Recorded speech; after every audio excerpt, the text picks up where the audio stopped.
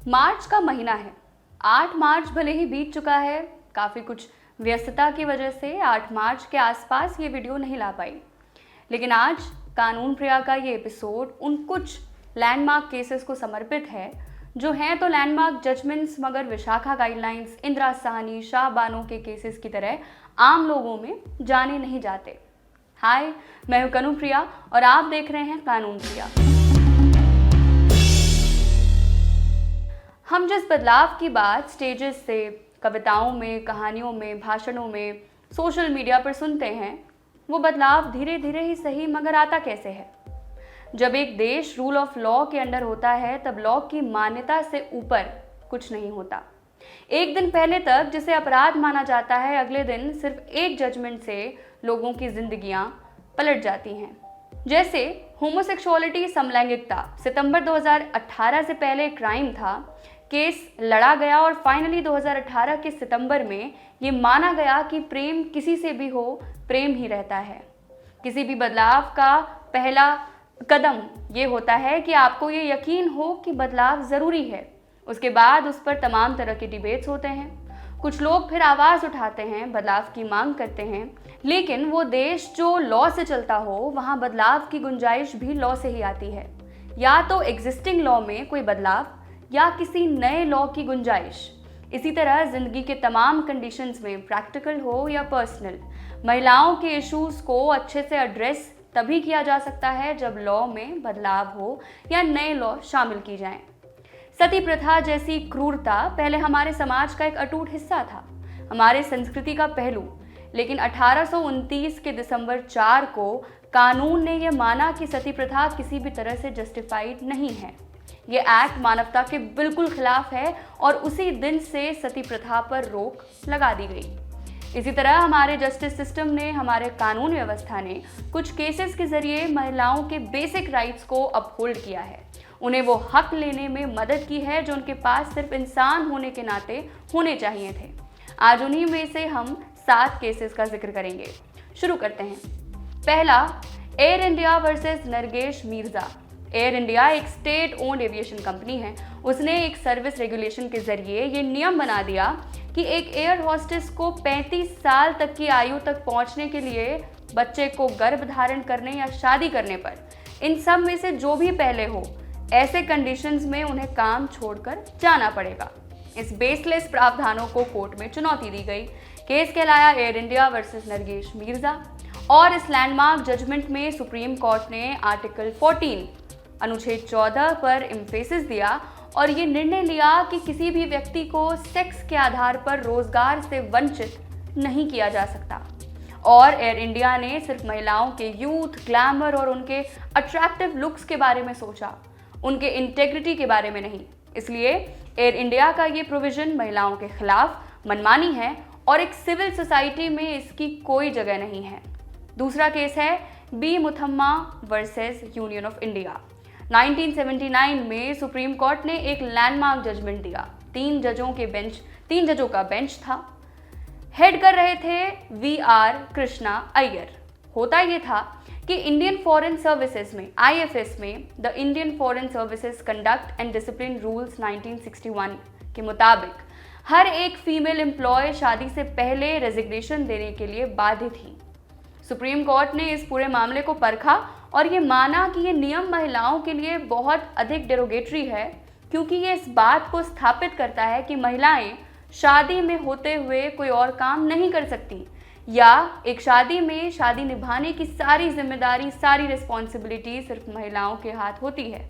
Supreme court ने संविधान के अनुच्छेद 15 और 16 को कोट करते हुए ये फैसला सुनाया कि ये प्रोविजन समानाधिकार होने के खिलाफ है और इसीलिए इसे रद्द किया जाए। तीसरा केस था राजकुमारी versus commander of police Hyderabad. इसे केस के जरिए महिलाओं को किसी भी तरह के अश्लील प्रदर्शित करने पर रोक लगाने का आदेश अरुणाचल प्रदेश के हाईकोर्ट ने दिया। मामला ये था कि क्या ब्यूटी पेजेंट्स के एडवर्टीजमेंट्स में महिलाओं को जिस तरह दिखाया जाता है, क्या वो उनके बॉडीली राइट्स का वायलेशन नहीं है? और अरुणाचल प्रदेश हाईकोर्ट ने यह स्वीकारा कि किसी भी महिला को उसके अपने डिग्निटी से वंचित कर देना पब्लिक मोरालिटी के खिलाफ है और ऐसा रिप्रेजेंटेशन आर्टिकल 14, 21, 51A के खिलाफ है। चौथा केस है Gaurav Jain versus union of India. Gangubai Kathiawadi आप में से बहुतों ने देख ली होगी। गंगूबाई की सारी जर्नी वहां जाकर खत्म होती है जब वो उस वक्त के प्रधानमंत्री से कहती हैं कि सेक्स वर्क को लीगलाइज कर दिया जाए, क्योंकि वो देखती हैं किस तरह से सेक्स वर्क कर रही महिलाओं को किसी तरह की बेसिक फैसिलिटी जैसे कि हेल्थ, एजुकेशन, सैनिटाइजेशन कुछ भी नहीं मिल पाता। और ये सब मिल पाना तभी संभव है जब समाज उन्हें उनके काम को एक्सेप्ट करे, और समाज में एक्सेप्टेंस तब होगा ना जब उस काम को कानूनन सहमति मिले। तो Gaurav Jain versus union of India तब शुरू हुआ जब एक PIL फाइल किया गया और पूछा गया कि आखिर सेक्स वर्कर्स की हालत में सुधार लाने के लिए क्या किया जा रहा है।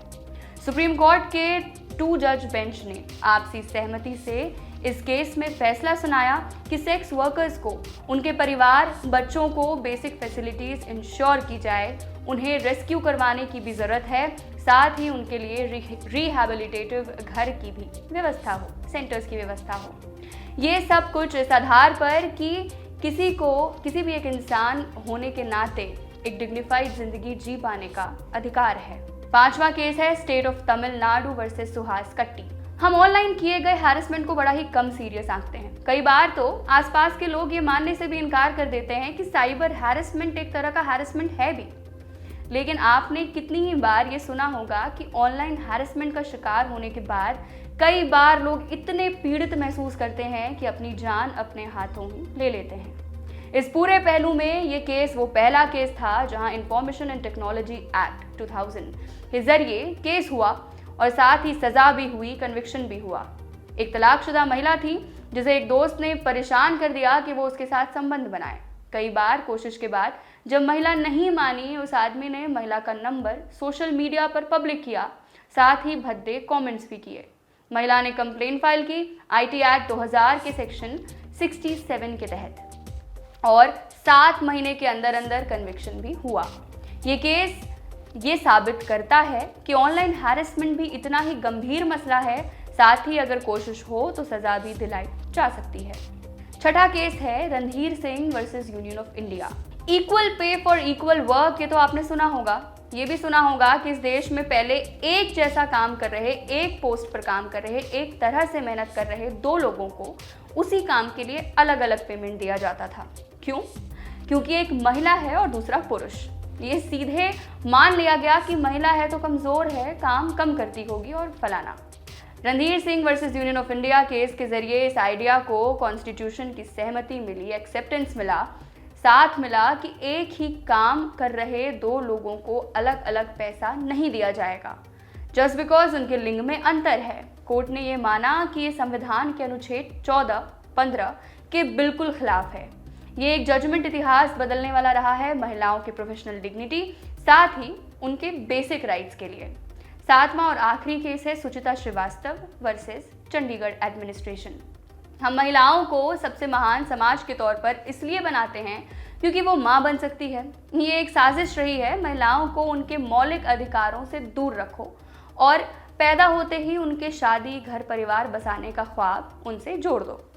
जैसे ही कोई महिला ये कहती है कि उसे शादी नहीं करनी या उसे बच्चा नहीं चाहिए, आसपास के लोग उसे गलत बताना शुरू कर देते हैं, उनके मॉरल्स पर सवाल उठाते हैं, उसे अपने लिए जीने के अलावा सब करने पर मजबूर कर देते हैं।